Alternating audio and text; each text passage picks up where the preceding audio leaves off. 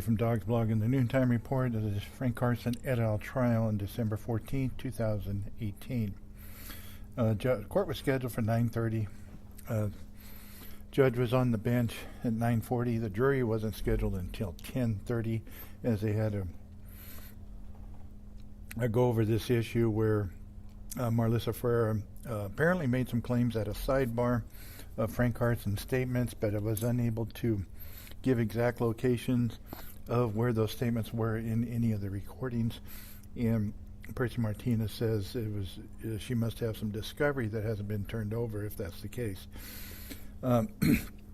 So before we got started on that motion, there was 8 witnesses, defense witnesses, that were subpoenaed to court today, and they were all ordered to come back on January 25th, 2019 at 9 o'clock in the morning. Some of them were actually told to come in the afternoon.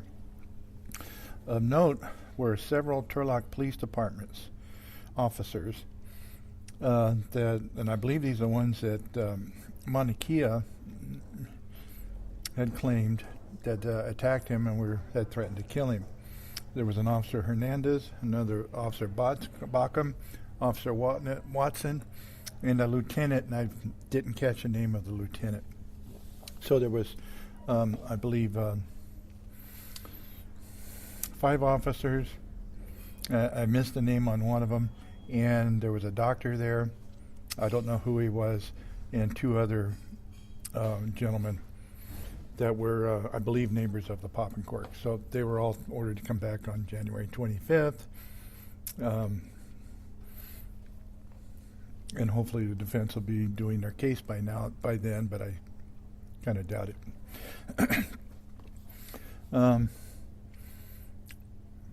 After that was all done, Judge Aniga talked about the motion made by the defense to either produce a discovery or show where it is in the discovery already turned over.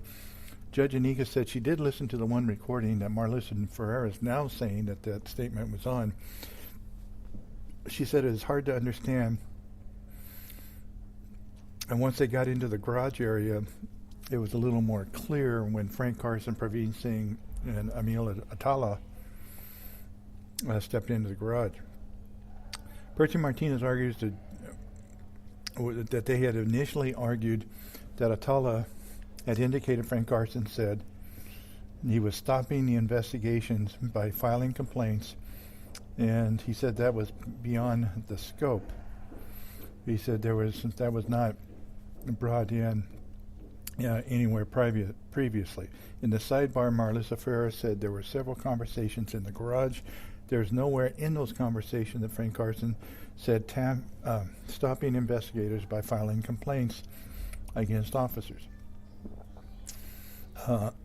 He said that Marlissa Ferreira seems to be pushing away from Atallaha's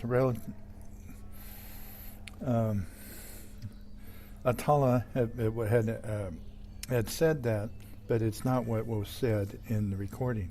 The conversation,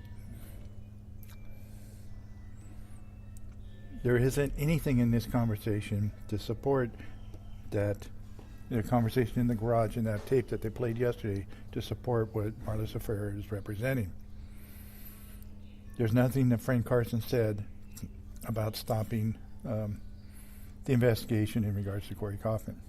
Marlissa Ferreira argued that she began asking the witness about Frank Carson's wiretaps, and the witness said that Frank Carson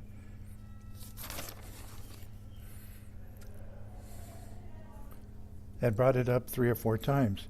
In the sidebar, she did not say what Percy Martinez is claiming. She was questioned where it said that, but it was the witness, the interpretation, that actually said that, not her. There were multiple conversations with Praveen Singh, Frank Carson, and Atallaha that Frank Carson said the phones were being tapped, and others attorneys were tapped also.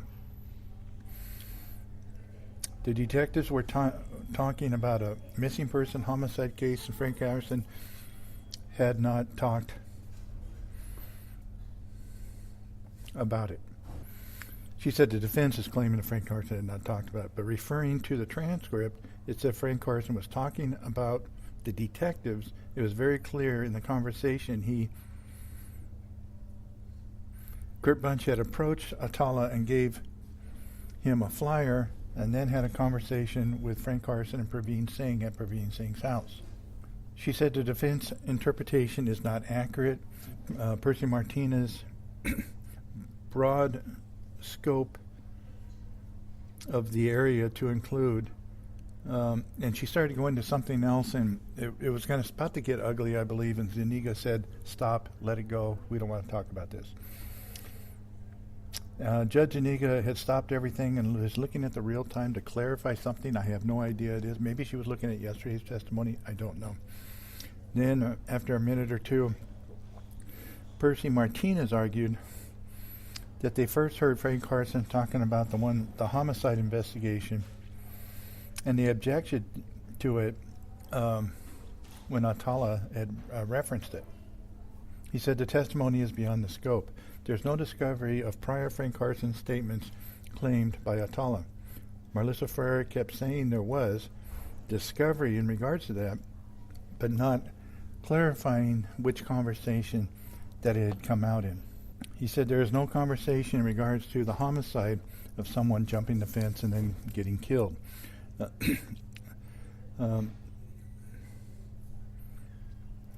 He said the DA is inferring statements that do not exist. He said this transcript does not show Frank Carson said comments to Atallaha in regards to the Corey Kaufman homicide. Again, Judge Zuniga was checking the transcript. Marlissa Ferreira argued that Frank Carson was saying that the cops are scaring people, and there's about someone being killed. Percy Martinez argued back that it says Atallaha not clear about saying, and Frank Carson not talking about it. There was nothing he said that indicated that. The witness may have had instruction by Kurt Bunch to talk about the homicide, but the Frank Carson did not do that.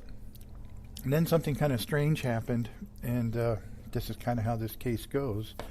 Judge Zuniga said there was something that she wanted to talk to Percy Martinez and Marlissa Ferreira in private, in chamber. She did not take the court reporter in with her.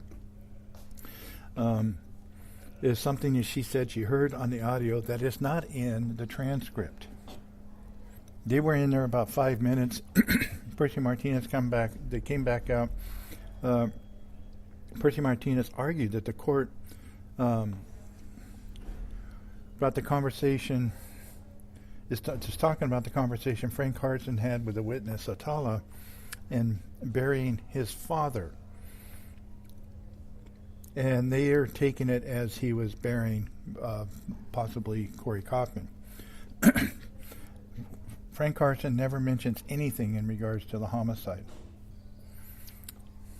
Zuniga says they were talking about being in Praveen Singh's garage, providing questions Marlissa Ferreira asked about being wiretapped. It was asking Atallaha about Frank Carson said he was wiretapped. He had said yes. And he also said there was being wiretapped for a possible homicide. Judge Zuniga said there was an objection when that was asked. It was as asked and answered. She overruled the objection, saying it is within the scope of the discovery.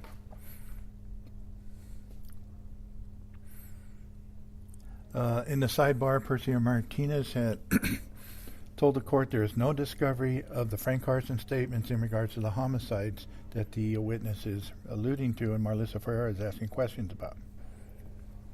Marlissa Ferreira said there is no prior information, but she is asking the questions of the witness as that's how the information is coming out. Judge Zuniga said she requested the transcript, as did Percy Martinez. And it needed to be researched. Marlissa Ferreira turned it over. The wrong discovery apparently yesterday. And the proper transcript was sent out apparently late last night, about 11 o'clock last night. Percy Martinez's argument of no discovery of the Frank Carson claims of complaints stopped the investigation in the garage conversation is hard.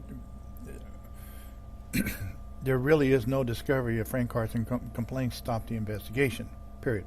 The garage conversation is hard to follow, she said, and it's hard to follow and understand until it goes into the garage, and it's a little better, but she said not a lot. Frank Carson was speculating in regards to burying a body in the tape conversation. The witness made the assumption of the homicide case, and the Marlissa Ferreira only tried to draw out more information from the witness. The term murder is never used, she agrees. The defense motion to strike the testimony in misconduct is denied. Also note, too, that this witness is very difficult.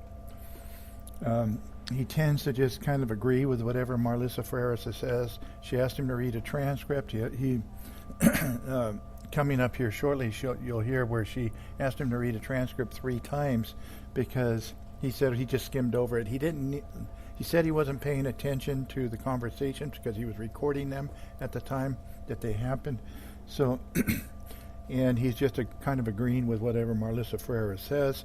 He just skimmed over the transcripts when he was given to read, and he didn't actually read them. And finally, the judge had to admonish him for doing that. He admitted it, he doing that. Finally, the jury was called up around 10:46. Atallaha was put back on the stand with Percy Martinez doing cross.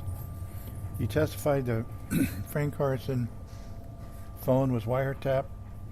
There were investigators that had wiretapped him, but Atallaha did admit that Frank Carson never said due to the homicide investigation. Frank Carson said that the cops hate him. And in regards to the conversation in the garage on 8/17/13, I believe the date was, again, the witness started reading the transcript. He didn't seem to really understand the questions. I don't think he spoke pretty good English, but I don't think he read good English, and he didn't seem to understand how the conversations were going when he was asked questions. He said that Praveen Singh had stated that the investigators were mad at Carson, especially after he threw them out of the office in August of 2012. They both thought that Frank Carson's phones were tapped. And the witness says he thought it was due to the missing person is what they were talking about, but did not recall Frank Carson saying anything about that missing person. Frank Carson said that he had no worries, that he had not done anything wrong. Atallaha knew that Frank Carson, prior to when he started wearing the wires. Kurt Bunch recruited Atallaha for that wire. And apparently Atallaha had approached the investigators at law enforcement because he was afraid of Praveen Singh. And that's when Kurt Bunch wanted him to start wearing a wire.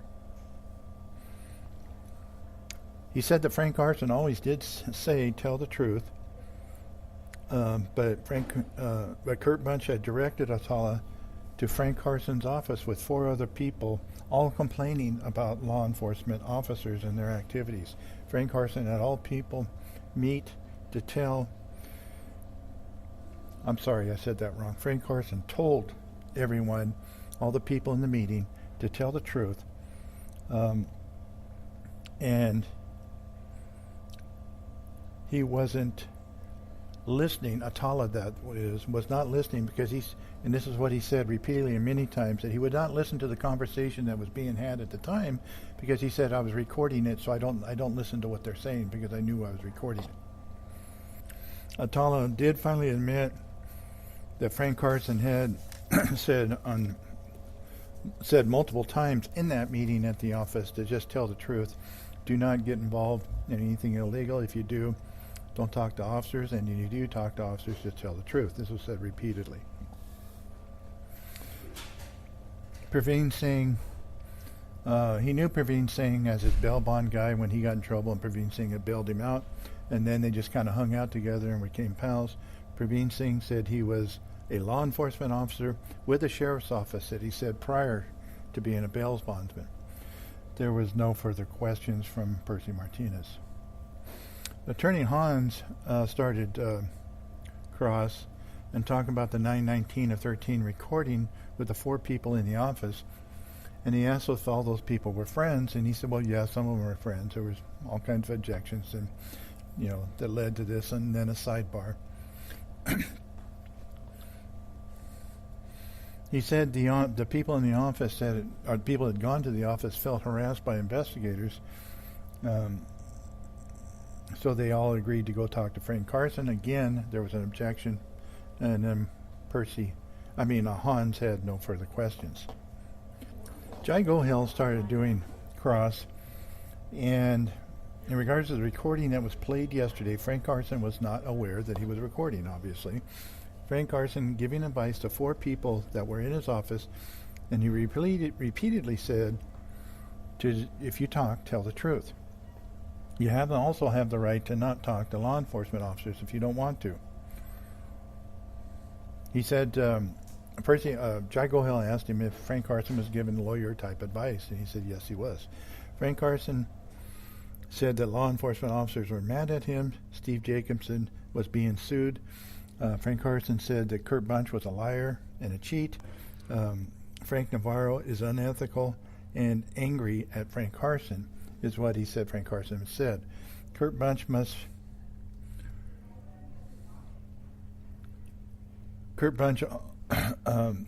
also was angry with Frank Carson over the case of the former mayor, Carmen Sabatino, who got off on multiple felony charges. Jago also asked about Atallaha if he knew about, or if Frank Carson had said anything about Kurt Bunch having a disability from another agency.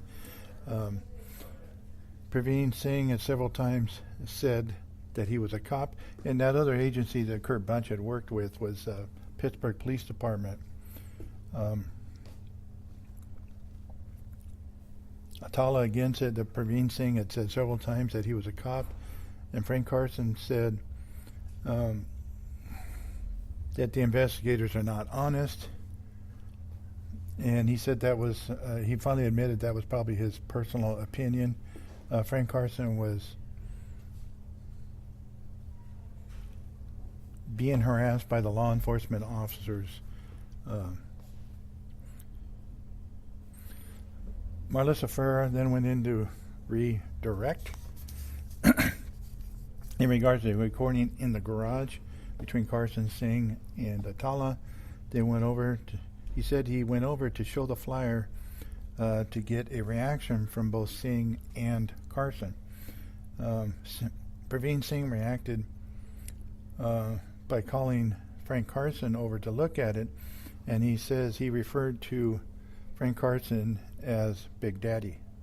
He said when Frank Carson got there, they did talk about the investigation. Frank Carson said he knew about the missing person. There was objections that was beyond the scope, and she was wanted to keep going into new areas, and the judge had to keep keeping her directed. And she said she can reopen her case if she wants to, but she needs to finish her redirect first. Again, they said Frank Carson was investigators were mad at him. Atallaha never saw any indicators that the investigators were mad at Frank Carson. They never said anything or did anything that he thought they were mad at him. Frank Carson agreed to write a letter for Atallaha, but later said the private investigator would write the letter. Again, he had to refresh the transcript, and this is where he was skimming over the transcript and not actually reading it. He was just basically happy with agreeing whatever the DA was saying. He said that Frank Carson said the private investigator would write the letter, so they don't have to talk to you. Again, he refreshed again because Marlissa Ferrer did not get the response that she was looking for. He obviously was not reading the transcript. Atallaha said the same thing, and again, that's not what Marlissa Ferrer. He repeated what he said the first time she asked him the question, so she asked him again and read the transcript again, and he repeated what he said the first time. He wasn't reading the transcript when it was given to him.